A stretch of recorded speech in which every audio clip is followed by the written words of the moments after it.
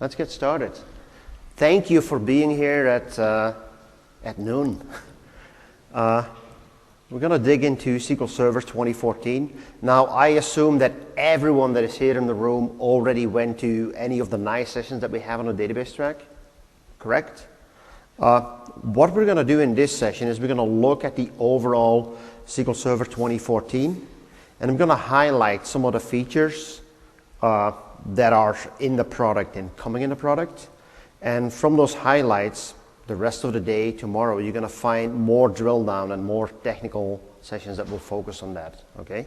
So there might be some content, some things that you've seen before, if you were in the foundational session, for example, or you were in the keynote and you saw us doing a presentation, Data Explorer, GeoFlow. So there might be a little repeat. I want you to be aware of that, okay? But I think I'm pretty sure I can make it a little bit exciting.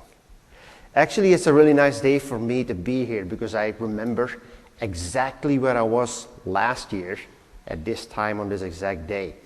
I was taking a SQL Server 2012 certification exam, and my wife called me, "You better rush to the hospital because she's coming."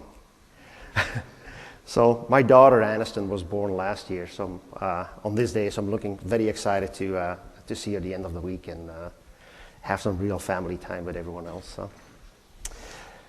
Okay, so yeah, my name is Dandy, Technical Product Manager, SQL Server. My contact information is up there. My Twitter handle is right on the back of my shirt. I like SQL.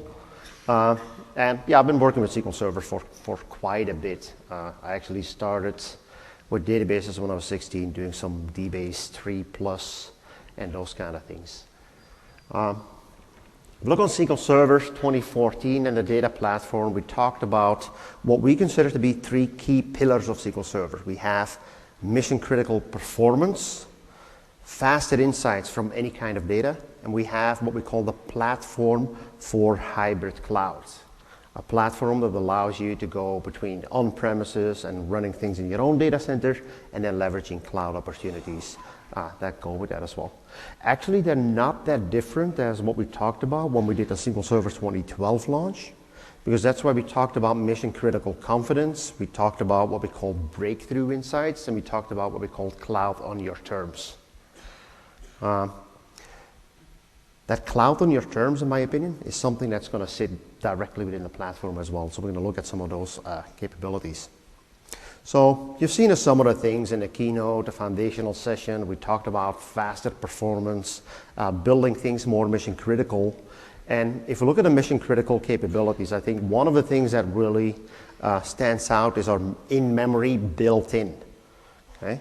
So the averages that we see is if you use a new or an existing application with SQL Server, the application that you currently have, and you start leveraging SQL Server 2014 features that you've all seen was codenamed Hackathon, in-memory OLTP, you're going to get that performance literally right away. What we've seen in test results, some of our labs, some of our customers that are part of our early adopter program, is we see speeds that go 57 times faster on exactly the same hardware. Okay, so no major changes. I actually might take the challenge and see on how I can get things faster leveraging Hackathon in-memory OLTP, running it on my laptop. Okay, see if things really run faster when I put in memory there. Might be a good example.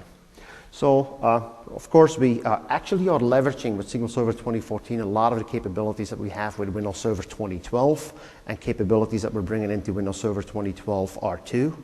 And then we made some enhancements to the high availability capabilities as well. Always on availability groups. We typically call those fix and features within our engineering departments, where we add functionality based on customer requests, or we add functionality on things that actually are going to increase the mission critical performance and the failover capabilities, and we're going to drill down onto that for quite a bit as well. So the high availability gives you the required nines that you need. We talked about the in-memory built-in. Keep in mind, and that's a key differentiator with any of our in-memory competitors out there. And there's some in-memory database vendors that force you onto an appliance, or there's some that force you and will write things back to what I don't consider to be mission critical databases. Keep in mind that what you have here, you're leveraging the full SQL Server capabilities. So the feature sets eventually will be exactly the same as you run SQL Server right now, exactly the same way you are with your stored procedures, with capabilities that will allow you to implement high availability and still leverage in-memory opportunities as part of that. Now, when we talk about those key features and we talk about in-memory, it's not only about OLTP, which is actually the last child that came into our in-memory vector. We also talk about enhancements that we did with column store indexing. Column store indexing, some of our customers get very fast performance on that, but the disadvantage with SQL Server 2012 was that column store indexing in 2012 was putting a table into a read-only state. No problem, partition switching and so on will really allow you to get around that, and you could switch in partitions and then recreate the index. But what we're doing with SQL Server 2014 is actually much more significant in terms of the way we store data, because I assume most of you are familiar with clustered indexing.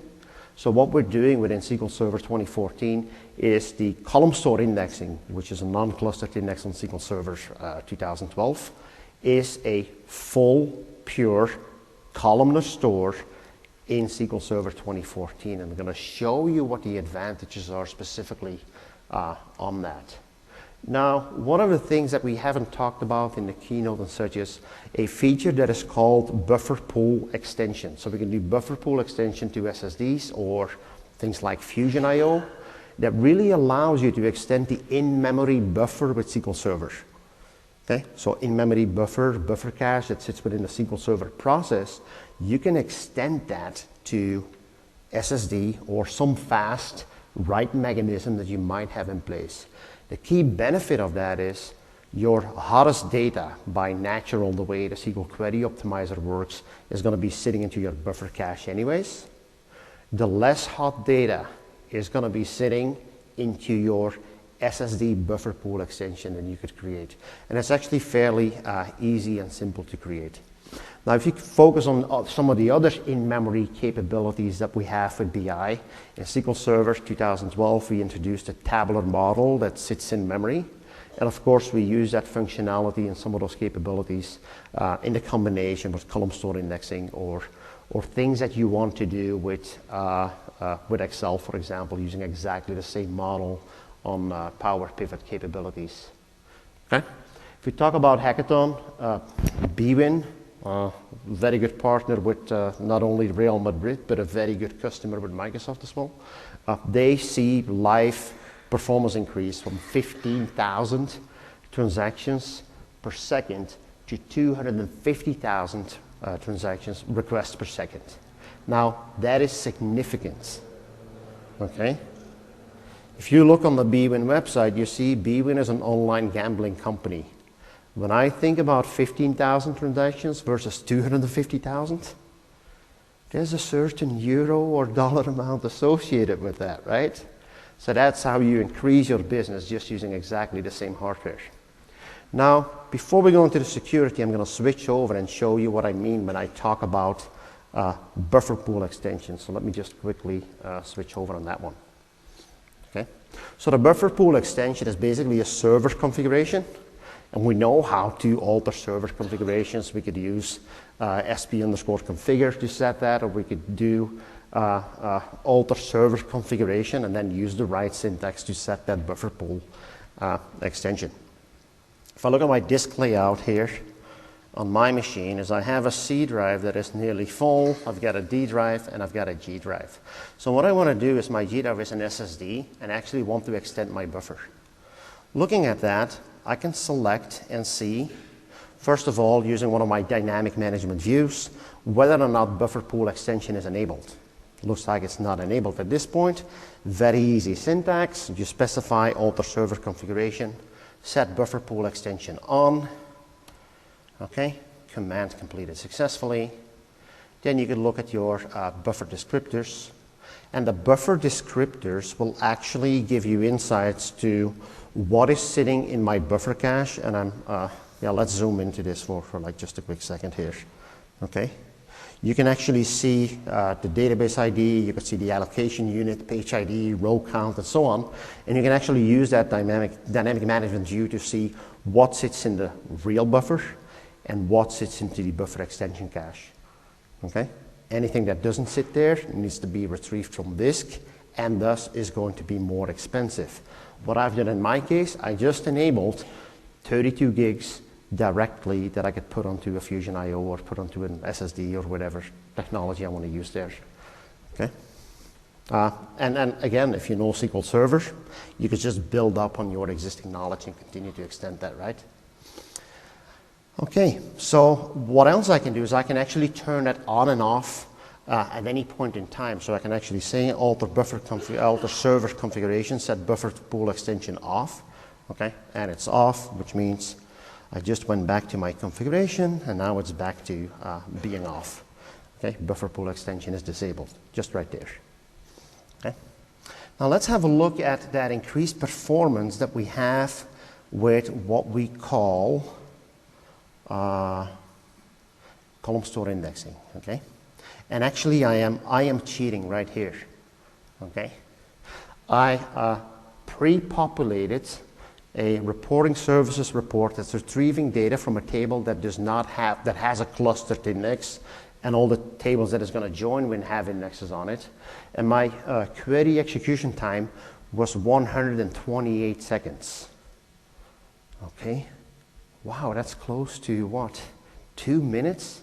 Is that acceptable performance for a report? For some people it is. I see heads up, that's acceptable performance, right?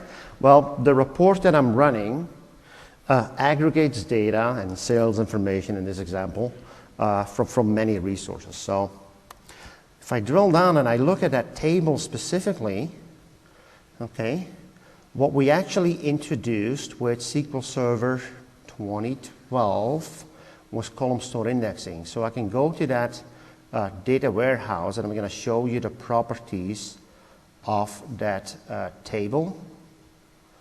I'll just do a quick refresh here to make sure I have all these tables here. Okay, yeah. So what I can do is I can go to the indexes. I see there's a clustered index. Okay, but one of the things we introduced was in 2012 was the capability to create a non-clustered column store index. Okay, before I create that index, let's have a look at the properties of that table. So let's have a look at the storage that we have there. Okay, I see that currently this table has 12 million records. It's a table that is reasonable in size for my configuration. It's almost half a gig, 470 megabytes. So if I want to take advantage of column store indexing, what I could do in SQL Server 2012 is I can do something like this. Right click, create a new index, new clustered, non-clustered column store index. Okay, and I'm going to add all my columns. And what basically happens as that's being created, it says it's ready to create, so let's just hit OK and create that. While this index is being created, it actually goes through all of your data pages. Okay?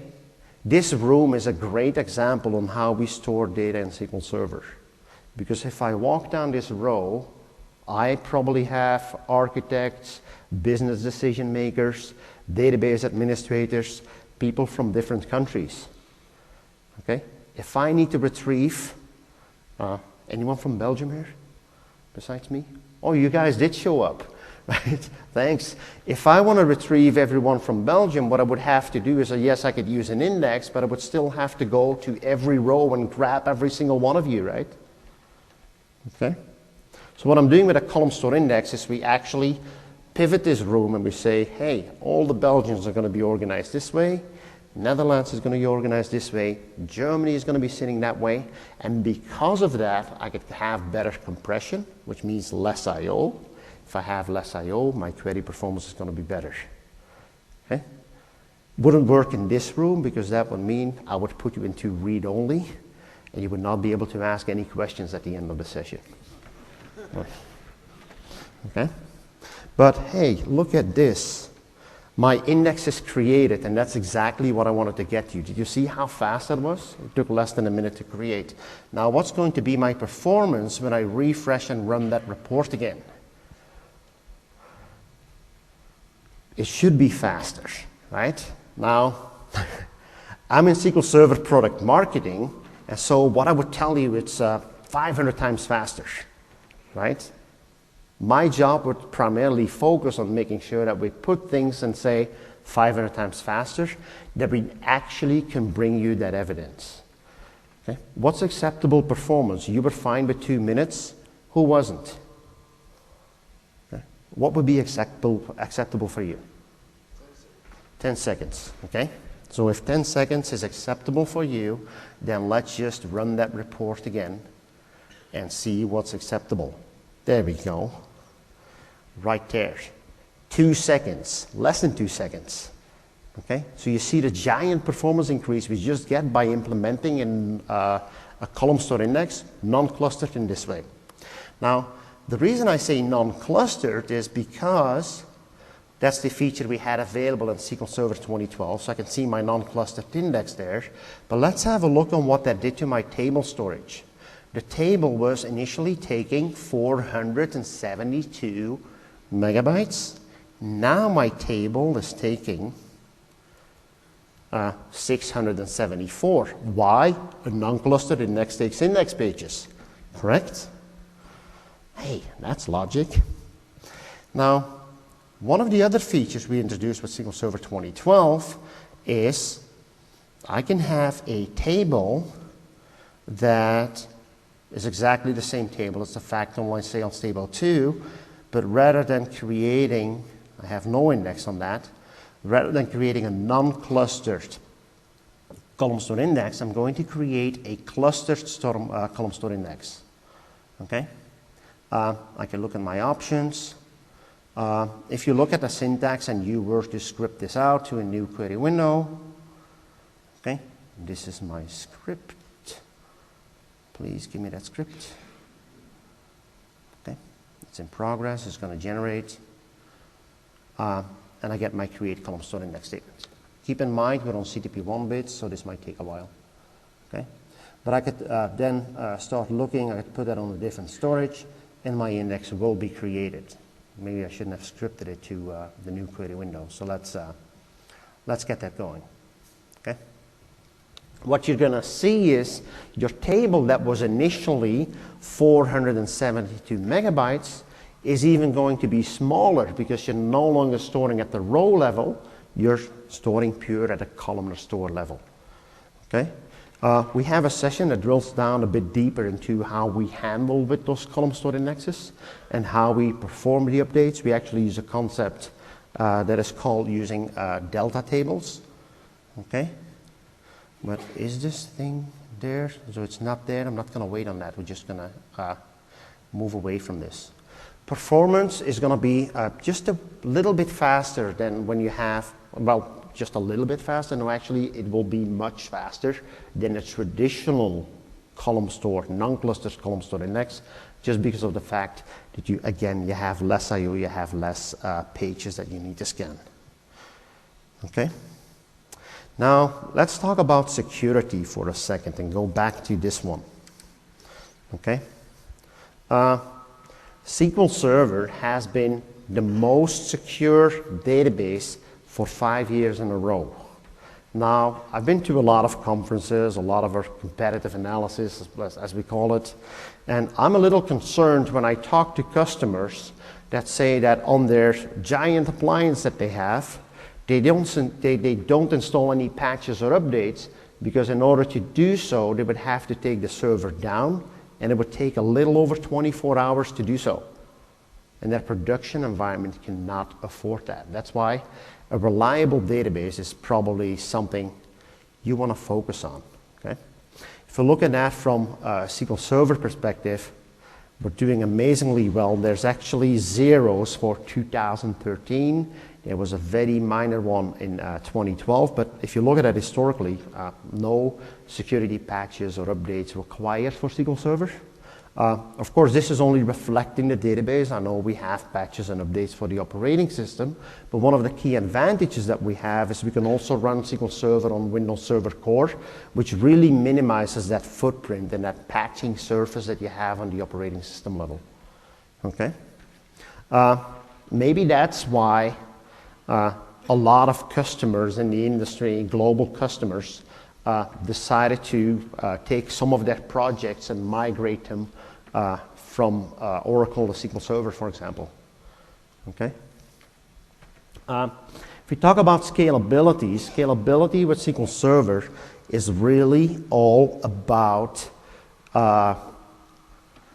implementing the capabilities we have with Windows Server 2012, which means that from a scale and compute, we support up to 640 logical procs. We have 64 virtual CPUs per virtual machine that we can assign with Hyper-V, 1 terabyte of memory. We could have 64 node clusters. And one of the things that we did with SQL Server 2014 was something that a lot of our customers were asking for. What about resource governance and resource management? In SQL Server, I had resource governors, and what I could monitor and manage was memory and CPU, but I could not manage I/O. Okay? If you get excited about one of those features, feel free to cheer out loud and get happy with it, okay? Because this is one that I am absolutely happy with. I can now use resource governors and manage I/O and assign I/O to my most critical tasks. Okay? So that's a really big feature just right there. Now, talking about high availability. High availability, you've heard it in some of the sessions. We have increased high availability. How does that really translate into SQL Server 2014? You can have up to 8 secondary replicas.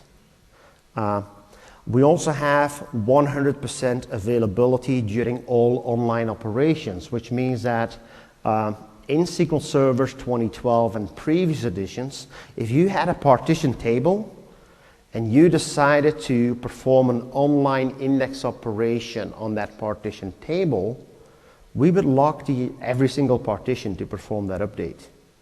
Okay? Ta-da! Happy news for every one of you, because that's gone in SQL 2014 as well. Online index operations really will work at the partition level, okay? Which means database read access and availability, less locking, and much more efficiency when it comes down to that. Okay? If we look on high availability and we talk about some of the features that we have with Windows Server 2012 R2, we have full cluster shared volume support. We support the VHDX format as well, and we can really do live migrations of virtual machines very fast and actually extremely fast with those capabilities. Okay? So what I'm going to do next is I'm going to switch over and actually look at some of those always-on availability features. What you see on the slide on the right top, it talks about a replica wizard. Okay? Well, we already had a wizard that we would use to set up always-on availability groups. Not in this community technology preview, but in a future release, as we get closer to releasing SQL Server 2014, you will actually have a wizard that allows you to will allow you to create a replica on Windows Azure. Okay? So very easy to set up. Things that we talked about around virtual networking and so on will just be in there by nature and just by default. So let's have a look at that. I'm going to switch back to where I actually left just a second ago, which was that column store index. It took a while to generate that, but before we jump to the high availability, I actually wanted to show you what the impact on that table storage was after I created that index. Okay? So a table that was initially 470 megabytes with 12 million records, typical row store, what I did is I moved that over to a pure columnar store. Now it's 207 megs. Okay? So higher level of compression. Again, better utilization of your hardware right there. Okay? Everyone is so quiet today. Okay, so high availability. we are going to this machine. Okay. How many of you implemented always-on availability groups already in SQL Server 2012? Are there people in the room that have never seen this? Okay. Okay. Well, let's just do a quick. I typically call this my one-hand demo, because I usually keep one hand in my pocket when I run this demo, showing on how easy it is to actually set that up. Okay? I'm going to have to take it out at some point, but let me show you what I have on my desktop here. I have an application. It's an OLTP application that will just insert some records. Okay? So I can see I'm inserting records, taking orders. And that's probably each and every one of you buying a Surface RT or a Surface Pro. So I got all these orders coming in. Price doesn't look right for a Surface, but okay. It is an application that is currently not highly available. Okay? If I look at my connection string, data source, I connect to a local database, I use integrated security. My initial catalog is called always-on LabDB. Okay? In order to make that highly available, what I'm going to do is I'm going to create an always-on availability group. So I'm going to go into the always-on tab, right-click, go to New Availability Group Wizard, hit Next on that wizard, specify the group name, and say, this is my, I've got to make sure I'm right on always-on availability group. We hit Next there.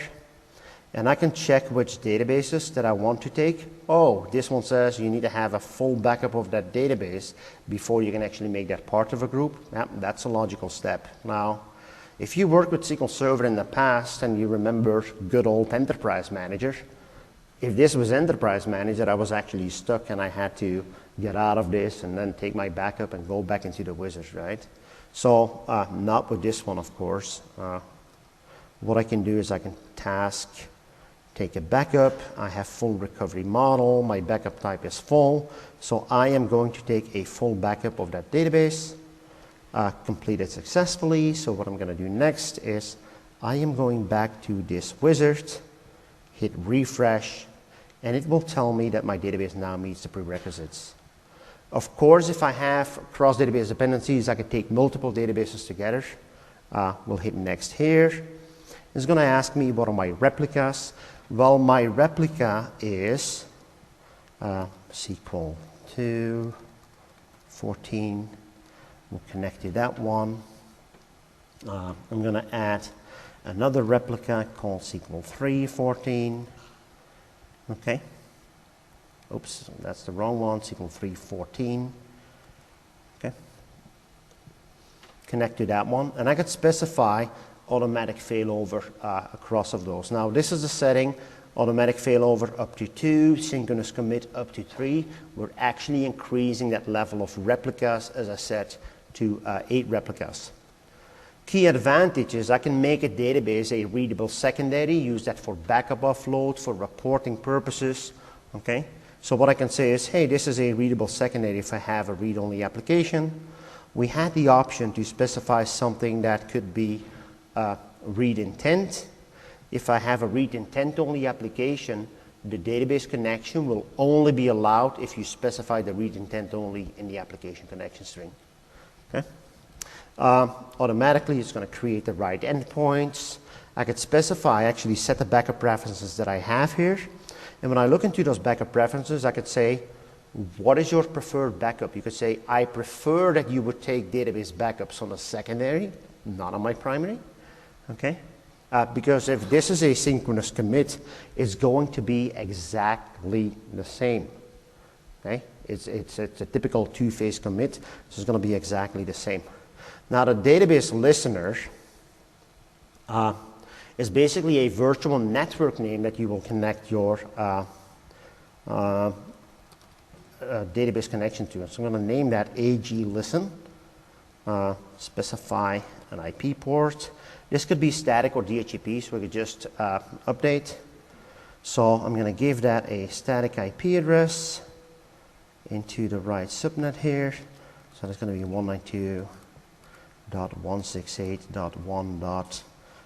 let's do 67. It will tell me if it's not a valid one. Okay. What I'm going to do is I'm going to open a command prompt. Oops. Back to the desktop here. Ping 192.168.1.67 minus T. So we can see that's running. It's not up yet. Okay. So jumping back into my wizard, hit next. And I'm just going to keep this up for now. I get a request timeout. It's going to ask me what is your initial backup, where are you going to take that from. So I hit next. My wizard will look and check if each of my replicas can connect to the shared environment. Validation is run successfully. I can actually save that script if I want to. We'll hit finish.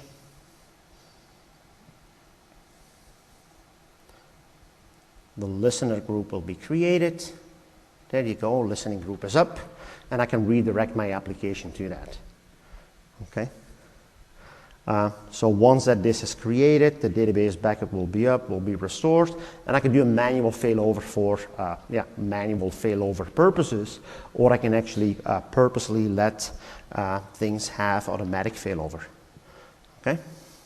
So of course, I have my always on availability group, and I can go back to that group, go to the properties, make changes on that, because one of the things that I really forgot to do here is specify to set my availability mode. So I can say, hey, this is synchronous between SQL 1 and SQL 2, and I want the failover mode to be automatic. Okay, so if one of those fails, we'll have automatic failover. We'll hit OK here, and I just changed that property, which is important if I want to take advantage of automatic failover. If you use this on SQL 2005, 2008, or 2, there's no more database listener. That role is actually taken by that. There's no more database, what was that called again? Witness server. That role is actually taken over by the virtual network name and the Windows cluster service. So that's up and running, which means that I can go into my application and specify my connection string to be AG-listen. Okay, not the primary and the secondary, just the name of the virtual network name. I could change that. Okay, it's going to tell me here at the top of my screen, connected to always on SQL 114, because that's currently my primary. I hit OK. So we'll hit that play button. Okay, transactions will flow. What I'm going to do is, hey, wait a minute, I'm going to pause this because we're going to do some maintenance on SQL 1, and we're actually going to fail over to SQL 2 manually. So I'm going into my always on availability groups. I can show the dashboard and look at the health status of each of those. My group is up and running. Okay, I can start the failover wizard and do a manual failover. So what we're going to do is we're going to fail over to SQL 2, hit next, connect to that SQL 2, connect and connect. Come on, SQL 2, don't disappoint us. There we go. Hit next, finish. I can look into the more details. Okay, so I will now perform a role change. I can see my dashboard in the background is doing something. Okay, and my failover succeeded. Now, what is that going to do to my application at that point? If I continue to run a load in this application, my connection string will not change. I'm just going to perform hop and start that load. There we go. I get a connection retry, and it's resuming load, but it now says I'm connecting to SQL 2. Now, let the fun begin. My ping command is up and running. So we talked about mission critical, faster performance, faster failover, right? What would happen if that server that is currently my primary is going to die? SQL 2 is going to die. Okay? Is there someone who wants to come over here and take a hammer and get that SQL 2? Well, let's just do this. I'm running this in a virtual machine, so I'm going to turn this off. Okay? go back and see what happens. Okay. My OLTP application might be struggling here. My ping is going to fail. Okay. So my ping failed. My application has a connection retry, just resume to load. So I dropped 2 pings in my failover, and thing just failed over. My application just continues to run. Okay? That's what we mean, mission critical performance, faster failover capabilities right there. Now the great thing is with SQL Server 2014, not only can you do this inside your own data center, but you can also do this and add the wizard and run that in the cloud. Okay? Hey, usually we get applause when we do a failover like this.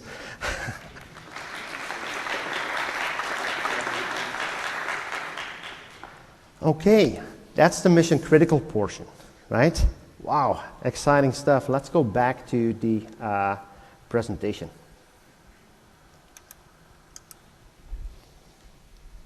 Okay, so I think we covered that. What I can do is I can have a synchronous and, for example, run a BI workload. Think about implementing a secondary in the cloud for GeoDR purposes, or think about implementing that for example, loading databases like SQL databases you might be starting to leverage as well. Okay. So that's the first pillar. Now we're going to talk about faster insights from any data. Now, I assume you've all seen GeoFlow, Data Explorer, and so on. Okay. So one of the things that we did is, we have a full, complete BI platform. Where you see a lot of our visualizations are going to in Excel 2013. Why? Because it does make sense there. Every customer that I talk to, whatever database they use, they analyze their data in Excel 2013 or any other version of Excel.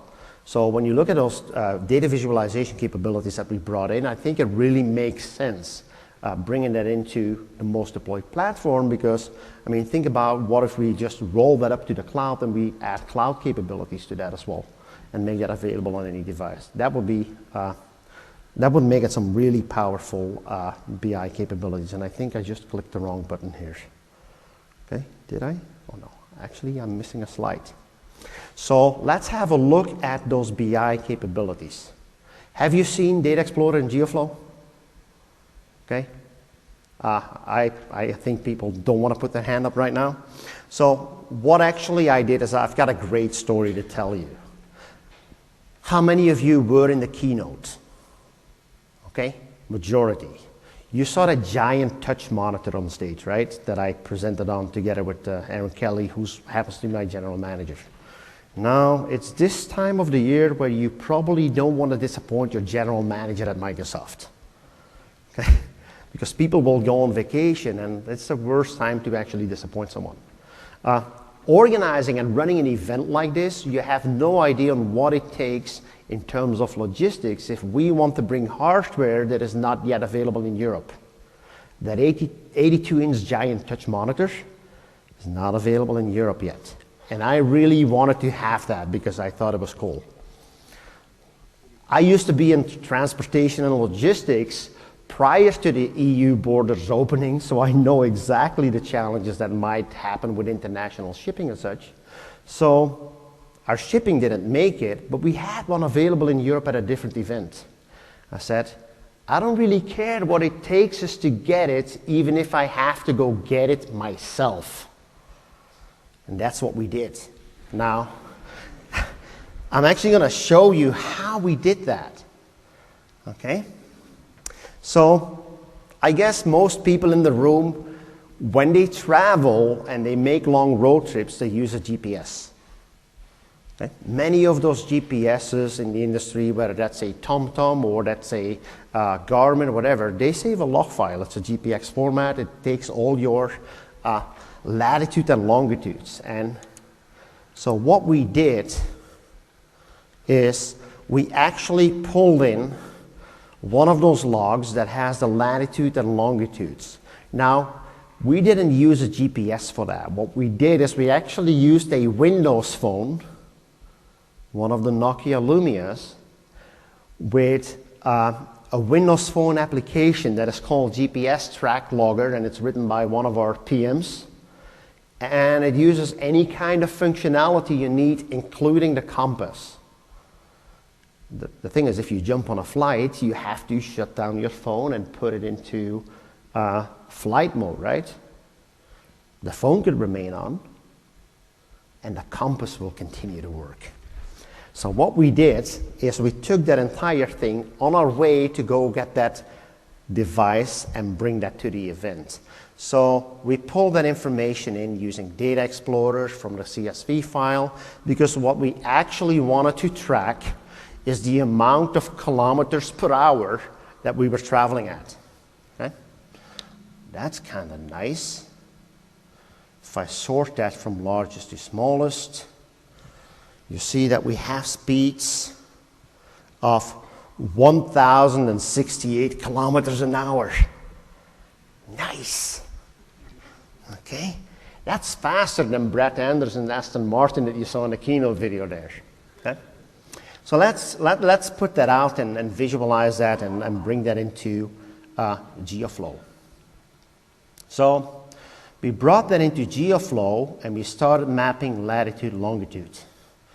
Now, I didn't use my phone, but I had a co-driver because I had to take care of my daughter who was with me on the flight and going to my parents in Belgium. And I said, hey, how about you keep your phone on during flight and see if this app really tracks wherever we come from. So we mapped that latitude, longitude. Okay? He was flying in from Atlanta. Okay, so we have Atlanta, Georgia. You see that along the way we lost some track where the compass had some issues finding or catching up. But basically what we were doing is we were logging and tracking our position every 10 seconds. Okay? I guess they don't need to send me the speeding ticket because I can already figure out where I was speeding to get that device and bring it to the show if I happen to get a ticket. Okay? Now, okay, this is nice. Okay, what is this? Okay, you see a globe and you see some data points to it, right? So we could turn that around and look at some of the analysis there. Okay, and as you can see, we did fly into Amsterdam, and then from Amsterdam we went on a road trip to the south of France where the weather was as nice as in Madrid. And then from Madrid, we went to Barcelona. And from Barcelona, from Cannes out of France, we went to Barcelona. And Barcelona, we came to Madrid. Okay? Now, what I'm interested in is I want to see the kilometers per hour that I was traveling without any aggregations. Okay? Let's have a look at that. We'll go back to Atlanta. Okay? So it looks like my colleague put that thing on while he was getting to the Atlanta airport. It actually looks that if I turn this the other way, that this is where he lives, and he drove a car to get to the airport. At some point, his flight took off, and you see that flight taking off here, okay? And at this point in flight, we were doing 900 kilometers an hour, okay? At this point in flight, we did 908, and then at some point we went really fast, and we did end eventually in Amsterdam, right? Okay, look at that. We went over the UK, we circled around for a bit.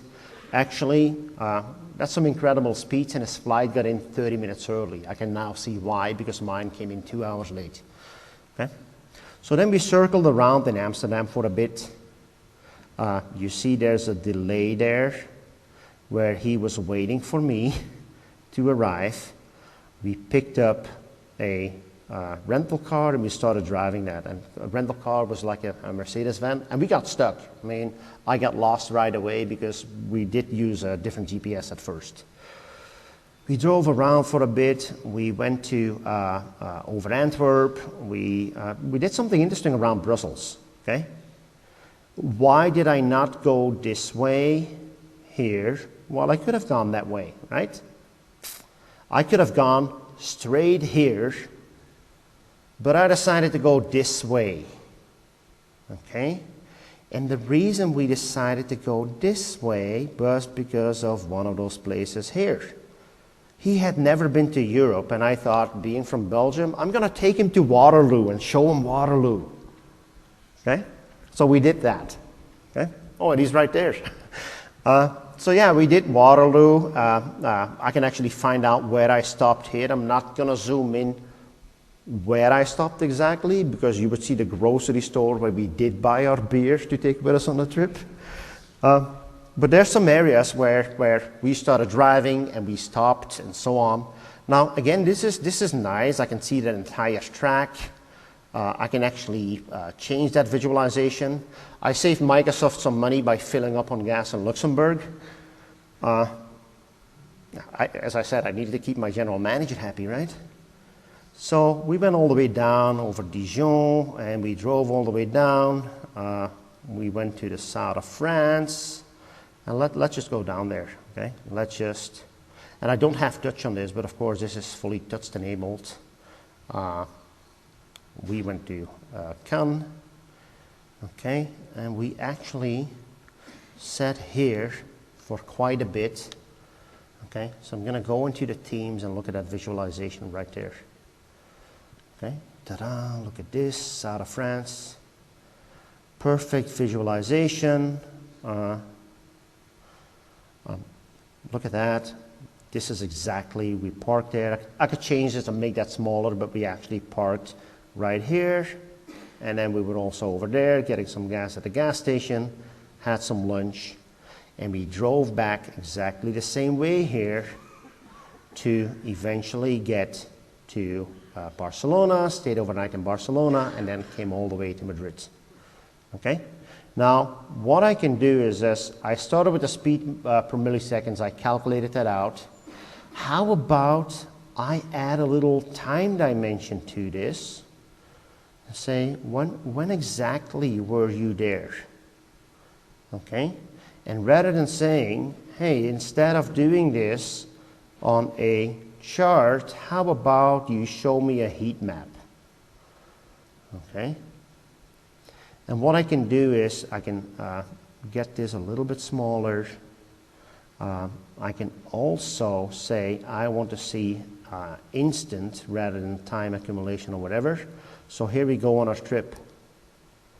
There we go, we're departing. Looks like you've been sitting still before you took off, and there you fly to Amsterdam. We pick up a rental car and we start driving it all the way to the south of France. There we go. And we head to Barcelona. Okay, there we go. And we went to, as I said, we went to Madrid. So if I zoom in on that last one, Madrid, that's going to take us to exactly where that truck is parked right now at the convention center. Okay, and we're taking it back to Amsterdam tomorrow. Now, what's really cool about this visualization, there's so many insights I can find, right? I can find, did my driver stop at the right time where he was supposed to stop? Did he use the most efficient routes? What was his average speed between 2 points? You see those capabilities that this would just bring you?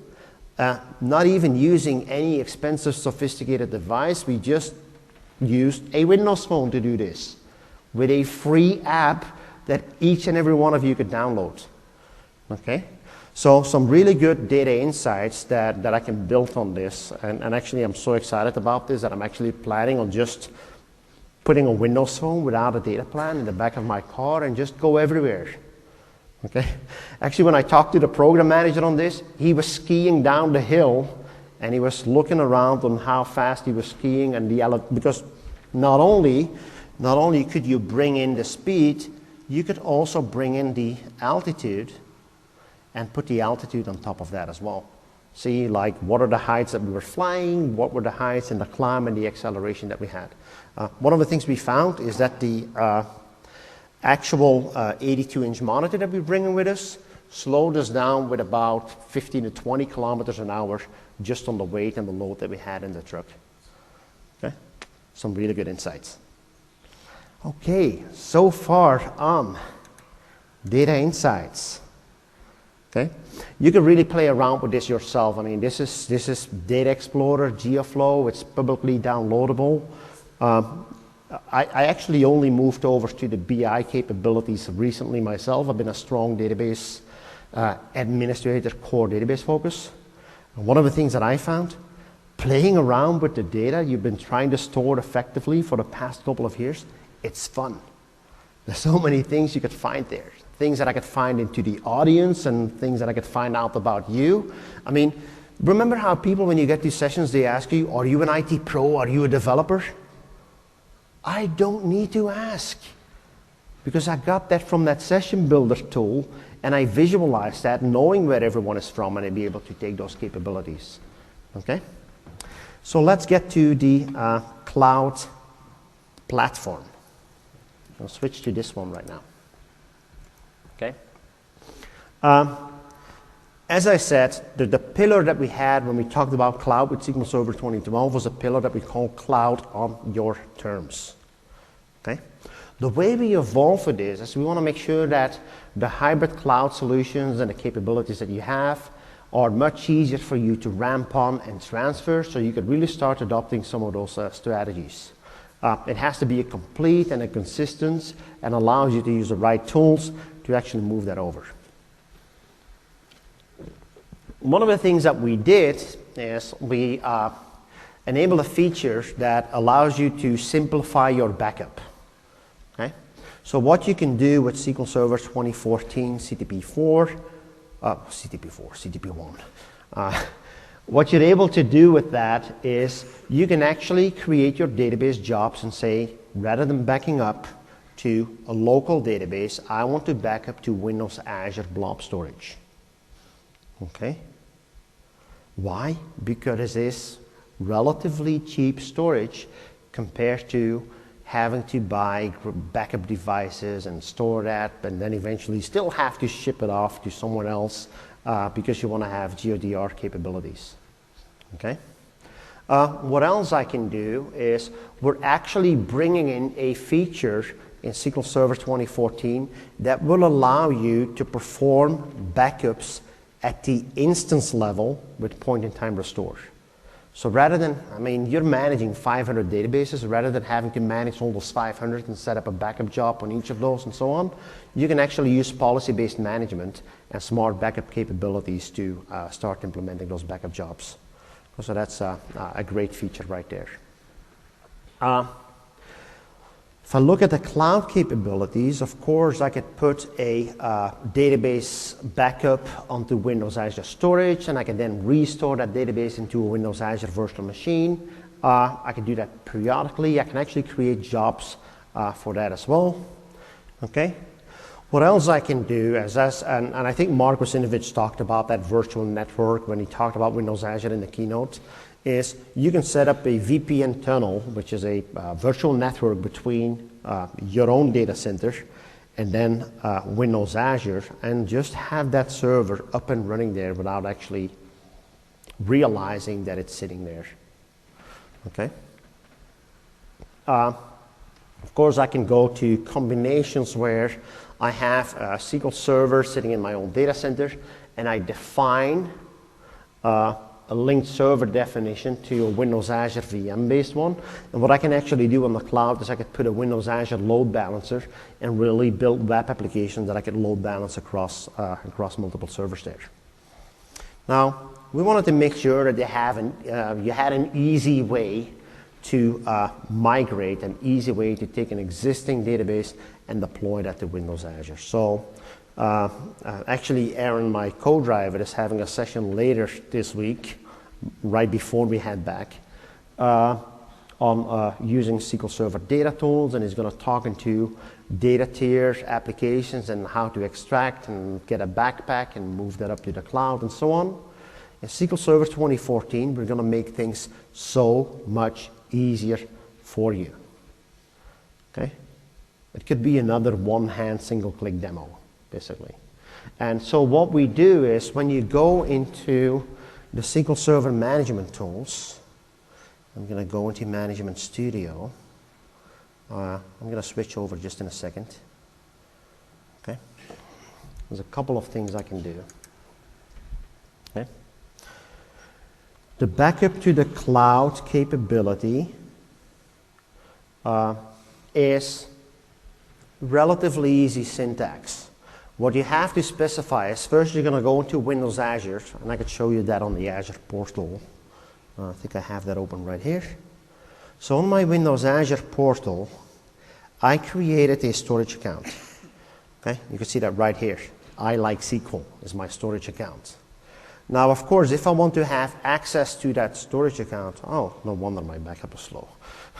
If I want to get access to that storage account, I need to have an access key that provides me that access. Okay, so it's a key that's generated on the Windows Azure portal. So how do we deal with that with SQL Server? What we actually do is the following. Okay, you will create a credential, and the identity of that credential is the name of your storage account. What you specify is the secret key that needs to go through that storage account, and basically what you do there is just copy paste that secret key in. Now, how does your backup statement look like? Again, easy adoption. You've been working with SQL Server for quite a bit. We're going to take that SQL Server and bring that knowledge. I know how to write a backup statement, right? So what I'm going to do is backup database to, I'm going to not back up to disk or to whatever or to a device. You're going to back up to URL, specify that URL. In my example, I'm using HTTP, but of course that could be HTTPS. I'm going to make sure I name my file, and then I'm going to specify that I'm going to back up this database with my credential. Now, I was smart, not really. What I did is I created my storage account in Redmond.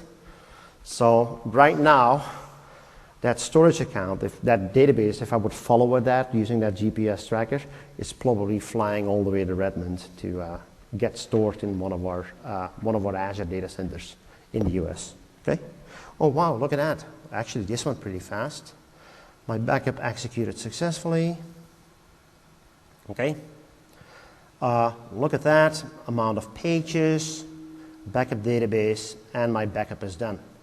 Now, this is a feature that you already have in SQL Server 2012. We introduced that into CU Update 4, which came recently. Okay? So you can do that in SQL Server 2012 just by that. Okay, making things easier on our cloud scenarios. You've heard all about being able to spin up a virtual machine on Windows Azure. Okay? What I can do is I can actually go to Windows Azure, create a trial account if you never used this, and I'm going to spin up a new virtual machine, and I can pick and create my own virtual machines or take one from a gallery. If I take one from the gallery, one of the things that you will see there is that I've got a couple of things out there, and one of the things that I have here is SQL Server 2014 CTP1 evaluation running on Windows Server 2012. Okay?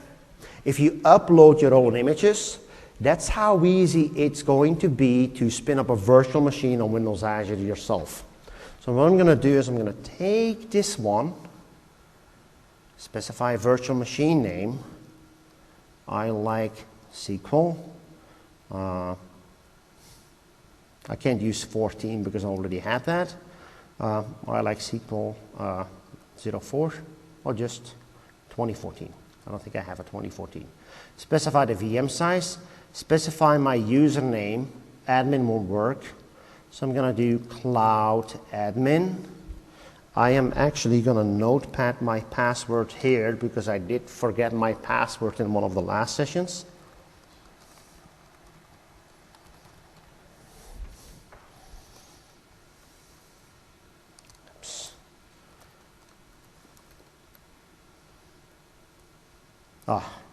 And it says this password is too common. Okay? So pass_word1 is not going to do it.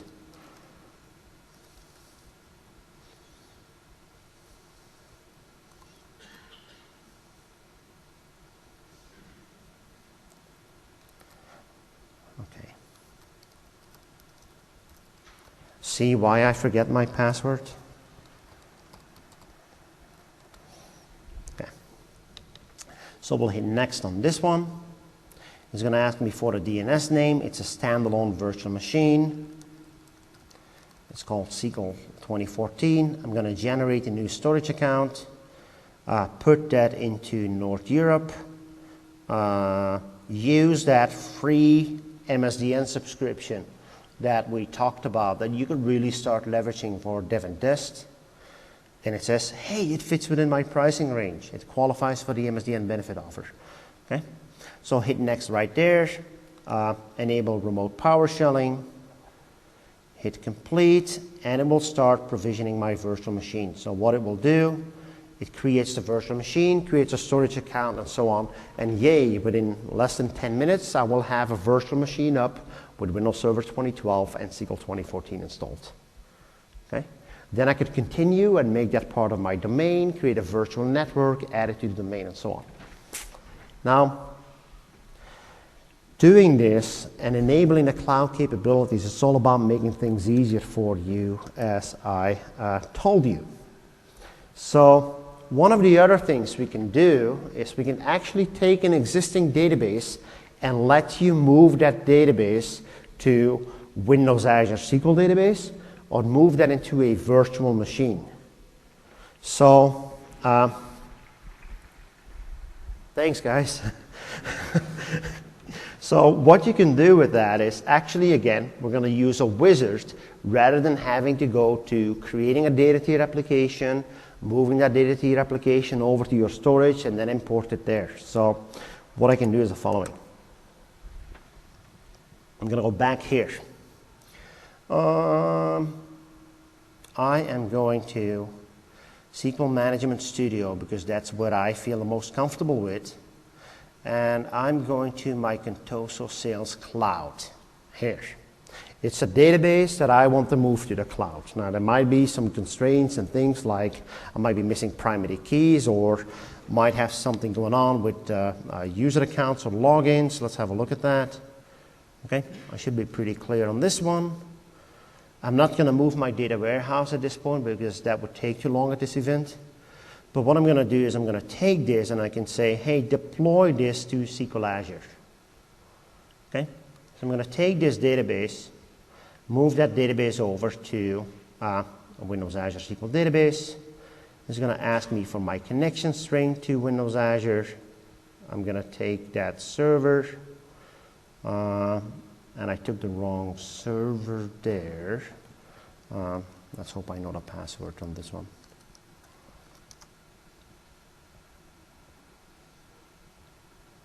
Well, if I don't know, that's an easy fix because I can actually go to my Windows Azure portal and just go to that SQL database, look at the servers here, which is CloudDB Trouble. That's a good name. Okay, I could go into configure.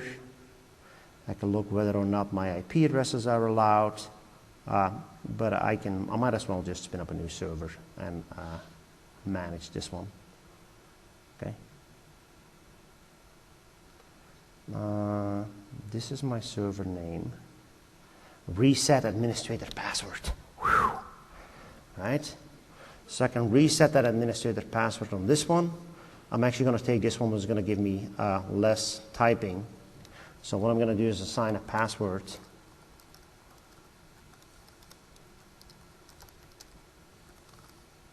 Okay.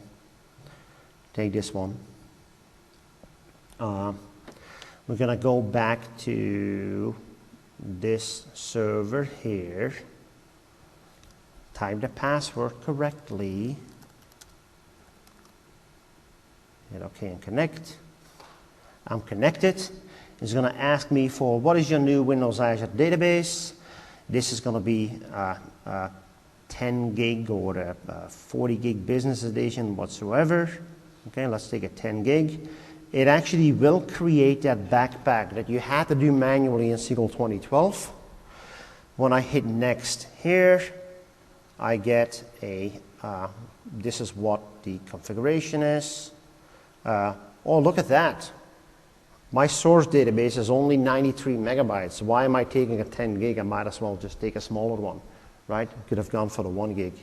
So what I'm going to do is when I hit finish, okay, it's going to extract the schema, put that all in. I could say I want fewer details or more details whatsoever. And my database is now being exported. It's going to take my tables. And so with one click and my hand still in my pocket, I just took a database and I moved it up to the cloud. Okay? That's how easy it is. Pretty impressive, isn't it?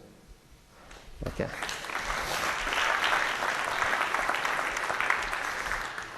You were too early on the applause because it wasn't finished yet. Wouldn't it be nice if it just failed right now for whatever reason? Okay, so there we go. Okay, I mean success, success, success. Okay, and we're going back to the presentation. Okay. So I think what you can see is if you look at SQL Server, the way I talk about SQL Server nowadays, I don't talk SQL Server anymore like the database that I used to know when I started with it, which is SQL 4.2. Okay? It's really a complete platform, and we call that a complete data platform that gives you the BI capabilities with a self-service BI. It gives you the collaboration, being able to integrate the Power View reporting and those capabilities within SharePoint. One of the things you could do as well is you could use use capabilities and search using Data Explorer functionality, where you can really, I mean, it's incredible what you can do with Data Explorer. We were very short in time when we decided to drive from Amsterdam all the way to the south of France to get here. But wouldn't it be nice that I could overlay that with weather information and see if weather was a factor determining the travel of speed or any delays that might have caused? Okay. Would be nice if I had information on the actual flight and look at what was the cause of the delay that I had. Okay. Funny enough, the plane was too heavy, and that's caused a delay on my flight. Lucky we were not able to ship that thing, and it was easier for us to go pick it up in the south of France. So, very complete platform that manages as well as relational as non-relational database. That data could be sitting internal or external. The infrastructure that we could have could basically be sitting anywhere. Now, what's really nice about this entire complete platform is that you can run that within your own data center. You can run that fully virtualized, okay? Or you can run that on Windows Azure. You can look at some of the capabilities we have there within Office 365 and use third-party service providers to really build up applications. If you look at the lower layer and we talk about the Microsoft Data Platform, we have SQL Server on Windows, but we also have HD Insight Server, which is our Hadoop distribution that we have available on Windows Azure. Actually, that's one of the things that we use in a lot of our demos to do web click analysis. We just put it up on a Hadoop cluster and we retrieve the data using Data Explorer. The nice thing about our SQL Server Parallel Data Warehouse is that with SQL Server Parallel Data Warehouse v2, we have a feature that we talked about in the foundational session, which is Polybase. Again, making things easier for people like you and me here in the room to make sure that you can leverage all the capabilities and the knowledge that you have writing standard transact SQL statements to join data that sits in a non-relational engine such as a Hadoop server and being able to create that as an external table and relate that together. Okay, with that, if we talk about the tools, the management tools, whether I'm going to use SQL Server Management Studio to connect to any version of SQL Server, literally, that is currently still supported in our market, I could just use the same set of tools to manage any kind of database. I can use this to manage SQL Server Parallel Data Warehouse. I could use SQL Server data tools with that as well. Or I could just use SQL Management Studio to manage virtual machines, whether that's running on Windows Azure or running within your own Hyper-V environment. Just the same set of tools, single vendor support on the entire platform. With that, if we wrap this up, you see that we have the SQL Server 2014 that is currently in preview, and I really stressed, I was part of the team that was stressing on our engineering team is we want to bring those bits to Europe.